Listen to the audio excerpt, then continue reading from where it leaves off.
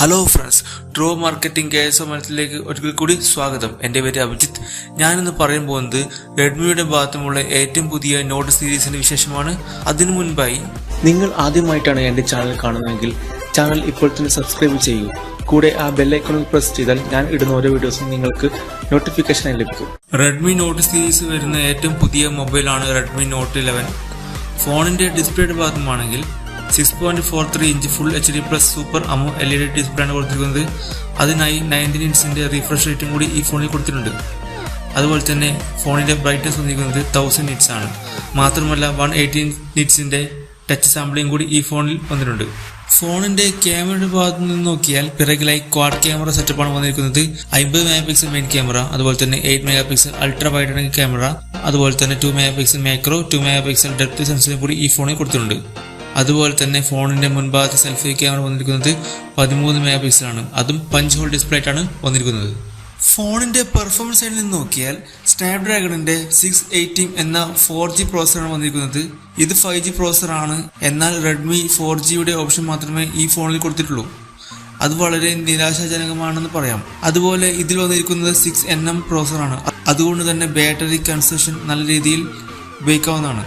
ഈ മൊബൈൽ പ്രവർത്തിക്കുന്നത് ആൻഡ്രോയിഡ് 11 അധിഷ്ഠിതമായിട്ടാണ്. മാത്രമല്ല ഈ മൊബൈൽ MIയുടെ ഏറ്റവും പുതിയ OS ആയ MIUI 13 ആണ് ഈ മൊബൈൽ പ്രവർത്തിക്കുന്നത്. നോട്ട് 11ന്റെ മറ്റ് ഫീച്ചേഴ്സ് നോക്കിയാൽ LPDDR4X റാമിലാണ് ഈ മൊബൈൽ പ്രവർത്തിക്കുന്നത്. അതുപോലെ തന്നെ സ്റ്റോറേജ് ടൈപ്പ് വന്നിരിക്കുന്നത് UFS 2.2 ആണ്. മാത്രമല്ല വൈഡ് 1 L1 സപ്പോർട്ടും കൂടി ഈ ഫോണിൽ വന്നിട്ടുണ്ട്. അതുപോലെ തന്നെ FM റേഡിയോ ഫീച്ചർ കൂടി ഇതിൽ കൊടുത്തിട്ടുണ്ട്.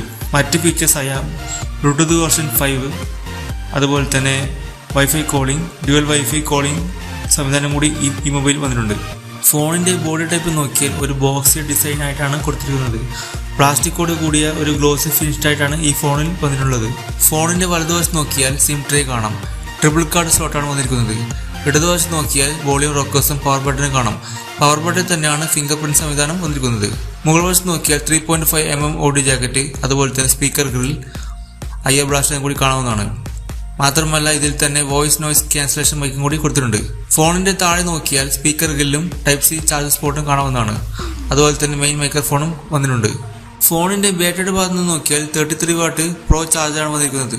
അതായത് സാധാരണ ഉള്ള 33 വാട്ടിനേക്കാളും കുറച്ചും കൂടി ബെറ്റർ പെർഫോമൻസ് നമുക്ക് ഈ ബാറ്ററിയിൽ നിന്ന് ലഭിക്കുന്നു. അതുപോലെ തന്നെ ഫോണിന് ബാറ്ററി വന്നിരിക്കുന്നത് 5000 mAh ആണ്. ഈ മൊബൈലിന്റെ വെയിറ്റ് വന്നിരിക്കുന്നത് 190 ഗ്രാം ആണ്. ഈ മൊബൈലിന്റെ പ്രൈസ് കാറ്റഗറി നോക്കിയാൽ ഈ മൊബൈൽ 3 കളറിൽ ലഭ്യമാണ്.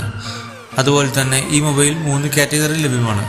4GB RAM 64GB സ്റ്റോറേജ്, അതുപോലെ തന്നെ 6GB RAM 64GB സ്റ്റോറേജ്, അതുപോലെ തന്നെ 6GB RAM 128GB സ്റ്റോറേജ്. ഈ പ്രോഡക്റ്റ് നമുക്ക് ആമസോണിൽ നിന്നോ MI സ്റ്റോറിൽ നിന്നോ വാങ്ങാവുന്നതാണ്. അതിൻ്റെ ലിങ്ക് ഞാൻ ഡിസ്ക്രിപ്ഷനിൽ ഇട്ടിട്ടുണ്ട്. അതിൽ കയറി നിങ്ങൾക്ക് പർച്ചേസ് ചെയ്യാവുന്നതാണ്.